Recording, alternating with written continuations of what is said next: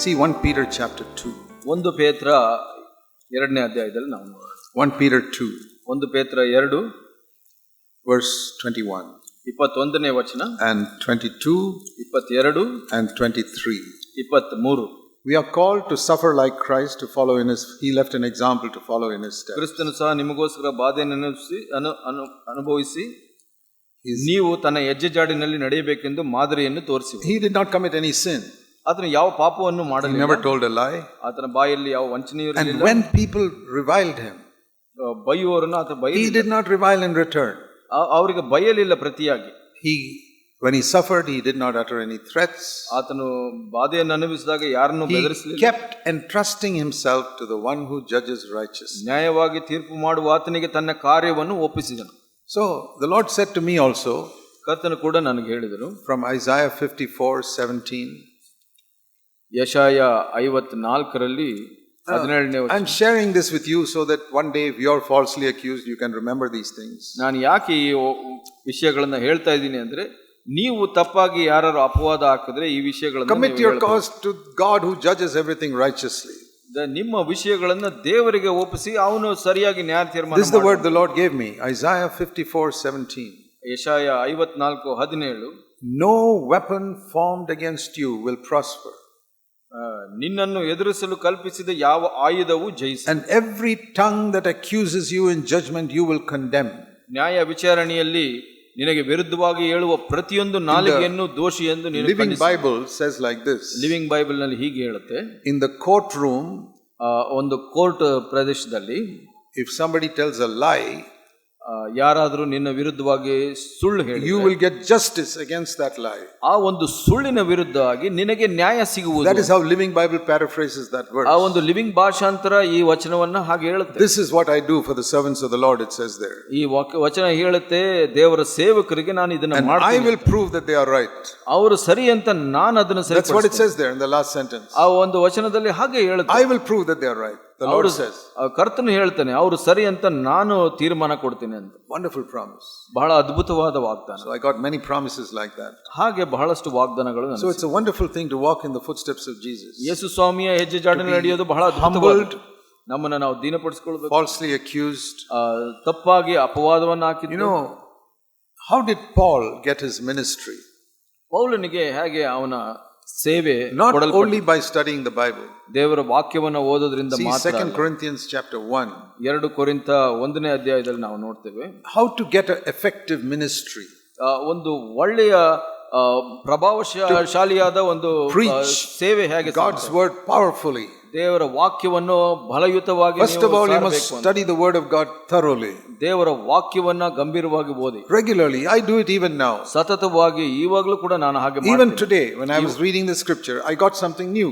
ಇವತ್ತು ಕೂಡ ನಾನು ದೇವರ ವಾಕ್ಯ ಓದುವಾಗ ನನಗೆ ಹೊಸ ಬೆಳಕು ಸಿಕ್ತು. After 60 years I'm still seeing something new in the Bible. 60 ವರ್ಷದ ನಂತರ ಕೂಡ ನಾನು ಹೊಸದನ್ನ ನೋಡ್ತಾ ಇದ್ದೀನಿ ದೇವರ ವಾಕ್ಯದಲ್ಲಿ. I was ವಾಕ್ಯದಲ್ಲಿ. reading Jeremiah 29 this morning.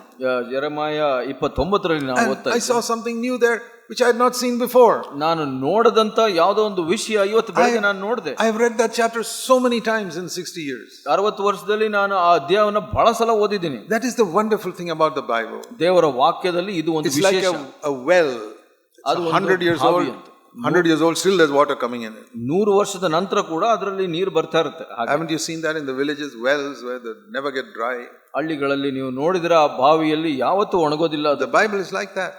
ದೇವರ ವಾಕ್ಯ ಕೂಡ after 100 years you go and dip something, you get something new. ನೀವು 100 ವರ್ಷದ ನಂತರ ಕೂಡ ನೀವು ಅದರಲ್ಲಿ ಹುಡುಕಿದ್ರೆ ಸಿಗುತ್ತೆ. And that's how a good well is, fresh water. ಅದರಲ್ಲಿ ಆ ಒಂದು ಬಾವಿಯಲ್ಲಿ ಹೊಸ ತಾಜಾ ನೀರು. That is the first way. First thing to have a powerful preaching ministry. ದೇವರ ಒಂದು ಸೇವೆಯನ್ನ, ಪ್ರಸಂಗದ ಸೇವೆ ಇರಬೇಕು ಅಂದ್ರೆ ಅದು ಮೊದಲನೇ. The second is ಎರಡನೇದಾಗಿ to go through trial. ನೀವು ಕಷ್ಟಗಳನ್ನು and experience God's power. ದೇವರ ಶಕ್ತಿಯನ್ನು ನೀವು ಅನುಭವಿಸಿದ್ರೆ, and encouragement.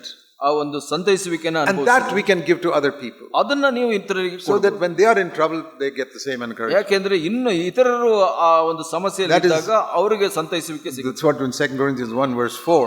1:4ರಲ್ಲಿ ಆ ವಚನವನ್ನ ನೋಡ್ತೇವೆ. God comforts us in our affliction.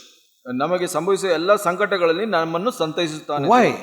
ಯಾಕೆ? So that we can comfort others who are going through the same affliction. ಹೀಗೆ ದೇವರಿಂದ ನಮಗಾಗುವ ಆದರಣೆಯ ಮೂಲಕ ನಾವು ನಾನಾ ವಿಧವಾದ ಸಂಕಟಗಳಲ್ಲಿ ಬಿದ್ದವರನ್ನ How do we comfort them? With the same comfort with which we are comforted by God. ನಾವು ಹೇಗೆ ಸಂತೈಸ್ತೀವೋ ಅವ್ರನ್ನ ನಾವು ಅನುಭವಿಸಿದ ಸಂತೈಸುವಿಕೆಯಲ್ಲಿಯೇ So if you have not gone through those trials, you cannot help other people. ನೀವು ಆ ಒಂದು ಕಷ್ಟದ ಮುಖಾಂತರ ಹೋಗಿಲ್ಲ ಅಂದ್ರೆ ನೀವು ಇನ್ನೊಬ್ಬರಿಗೆ If you study the Bible thoroughly ದೇವರ ವಾಕ್ಯವನ್ನ ಗಂಭೀರವಾಗಿ and then pray, Lord, don't let me go through any trials in my life. ನನಗೆ ಯಾವ ಸಮಸ್ಯೆನೂ ಬರಬಾರದು ಸ್ವಾಮಿ, ಕಷ್ಟಗಳು ಬರಬಾರದು ಸ್ವಾಮಿ ಅಂದ್ರೆ you will have only head knowledge of the Bible. ನೀವು ದೇವರ ವಾಕ್ಯದ ಬುದ್ಧಿ ಮಾತ್ರ ಇರುತ್ತೆ. That becomes practical through experience. ಅದು ಪ್ರಾಯೋಗಿಕವಾಗಬೇಕು ಅಂದ್ರೆ ನಿಮಗೆ ಅನುಭವ ಆಗಬೇಕು. In the school they teach you chemistry in the class and then they say go to the laboratory to practice in the chemistry laboratory. ಶಾಲೆಯಲ್ಲಿ ಹಾಗೆ ಆ ಒಂದು ರಸಾಯನ ಶಾಸ್ತ್ರವನ್ನು ನಿಮ್ಮ ಪುಸ್ತಕದಲ್ಲಿ ಕಲಿಸ್ಬಿಟ್ಟು ಆಮೇಲೆ ಪ್ರಯೋಗಶಾಲೆ ಕರ್ಕೊಂಡು ಹೋಗ್ತಾರೆ, ಅದನ್ನ ಅನುಭವ ಪಡೆಯುತ್ತಾರೆ. You are studying engineering, you study in the class and then go to the factory to see how the actual machine works. Engineering ನಲ್ಲಿ ನೀವು ಆ ಒಂದು ಮೆಷಿನ್ ಹೇಗೆ ಕೆಲಸ ಮಾಡುತ್ತೆ ಅದನ್ನ ಬಗ್ಗೆ ಕಲ್ತ್ಕೊಂಡು ಮತ್ತೆ ಫ್ಯಾಕ್ಟರಿಗೆ ಕರ್ಕೊಂಡು ಹೋಗ್ತಾರೆ, ಕಾರ್ಖಾನೆಗೆ ಅದು ಹೇಗೆ ನಡೆಯುತ್ತೆ ಅಂತ ತೋರಿಸ್ತಾರೆ. Sometimes this 22-year-old man who's got a bachelor's degree in engineering, 22 ವರ್ಷದಲ್ಲಿ ಅವನಿಗೆ ಒಂದು degree ಪಡ್ಕೊಂಡಿರ್ತಾನೆ, he goes to the factory, ಅವನು ಒಂದು ಕಾರ್ಖಾನೆಗೆ ಹೋಗ್ತಾನೆ, he doesn't know anything about how the machines work. ಆ ಮೆಷಿನ್ಗಳು ಹೇಗೆ ಕೆಲಸ ಮಾಡುತ್ತೆ ಅಂತ ಗೊತ್ತಿರೋದಿಲ್ಲ. And that man working under him was a 50-year-old factory worker. ಅವನ ಕೆಳಗಡೆ ಕೆಲಸ ಮಾಡುವವನು 50 ವರ್ಷ ವಯಸ್ಸಿನವನು ಕಾರ್ಖಾನೆ ಕೆಲಸಗಾರ. He has to say, sir, you don't know this, I'll teach you how to do this. ಅವನು ಹೇಳ್ತಾನೆ, ಸ್ವಾಮಿ ನಿಮಗೆ ಗೊತ್ತಿಲ್ಲ, ನಾನು ಕಲಿಸ್ಕೊಡ್ತೀನಿ ಹೇಗೆ. Because he's got experience. ಯಾಕೆಂದ್ರೆ ಅವನಿಗೆ ಅನುಭವ. So a preacher who's only got head knowledge cannot preach to others. ಒಬ್ಬ ಪ್ರಸಂಗಿ ಬರೀ ಬುದ್ಧಿ ಶಕ್ತಿ ಮಾತ್ರ ಇದ್ರೆ ಅವನಿಗೆ ಅದು ಎಲ್ಲ ತಿಳುವಳಿಕೆ ಇರೋದಿಲ್ಲ. For example, if you sisters have gone through some trial, ಉದಾಹರಣೆಗೆ ಸಹೋದರಿಯರು ಕೆಲವು ಕಷ್ಟಗಳನ್ನ ಅನುಭವಿಸಿದ್ರು. maybe you lost a baby in your womb. ನಿಮ್ಮ ಮಗು ನಿಮ್ಮ ಉದರದಲ್ಲಿ ಸತ್ತೋಗ್ಬಿಡ್ತು. That is a big trial for a woman who has no children. ಅದು ದೊಡ್ಡ ಕಷ್ಟದ ಸಮಯ, ಮಗು ತಾಯಿಗೆ ಮಗು ಇಲ್ಲ ಅಂದ್ರೆ, that the child is lost. ಆ ಮಗು ಕಳ್ಕೊಂಡಿದ್ಮೇಲೆ. And if she overcomes that and say, Lord, I trust you, you are in control of everything, I will not complain. ಕರ್ತನೆ, ನಾನು ನಿನ್ನಲ್ಲಿ ನಂಬಿಕೆ ಇಡ್ತೀನಿ, ನೀನು ಎಲ್ಲವನ್ನು ನಿಯಂತ್ರಿಸ್ತಾ ಇದೀಯಾ, ನಿನ್ನ ನಂಬ್ತೀನಿ ಅಂತ ಅನ್ಬಿಟ್ಟು ಜಯಗಳಿಸಿದ್ರೆ she will be able to help another sister who lost a baby. ಹಾಗೆ ಇನ್ನೊಬ್ಬ ಸಹೋದರಿ ಯಾರಾದ್ರೂ ಮಗುವನ್ನು ಕಳ್ಕೊಂಡ್ರೆ ಆಕೆಗೆ ಸಂತೈಸೋದು, ಸಹಾಯ ಮಾಡೋದಕ್ಕೆ ಸಾಧ್ಯವಾಗುತ್ತೆ. But if she complained against God for losing the baby, she will not be able to help the other person. ಆಕೆ ಆ ಮಗುವನ್ನು ಕಳ್ಕೊಂಡಿದ್ದಕ್ಕೆ ದೇವರ ಮೇಲೆ ದೂರ ಹೇಳ್ತಾ ಇದ್ರೆ ಇನ್ನೊಬ್ಬರಿಗೆ ಸಹಾಯ ಮಾಡಲು ಆಕೆ ಸಾಧ್ಯ ಆಗಲ್ಲ. God takes us through many things in order to help others. ನಮಗೆ ದೇವರು ಬಹಳಷ್ಟು ಅನುಭವಗಳನ್ನ ಕೊಡ್ತಾರೆ ಇತರ ವಿಷಯಗಳಲ್ಲಿ ಇನ್ನೊಬ್ಬರಿಗೆ ಸಹಾಯ ಮಾಡಿ. Job lost 10 children and all his business in one day. ಯೋಬ ತನ್ನ ವ್ಯವಹಾರಗಳನ್ನ ಮಕ್ಕಳನ್ನ ಒಂದೇ ದಿವಸದಲ್ಲಿ ಕಳ್ಕೊಂಡ. Can you imagine what a strength he must have been to other people later on in life? ಆತನ ಮುಂದಿನ ಜೀವಿತದಲ್ಲಿ ನೀವು ನೆನೆಸ್ಕೊಳ್ತೀರಾ ಆತನು ಎಷ್ಟು ಜನರಿಗೆ ಸಹಾಯ ಮಾಡ್ತಾನೆ. What a trial that is, to lose all your property, all your business and all your children in one day.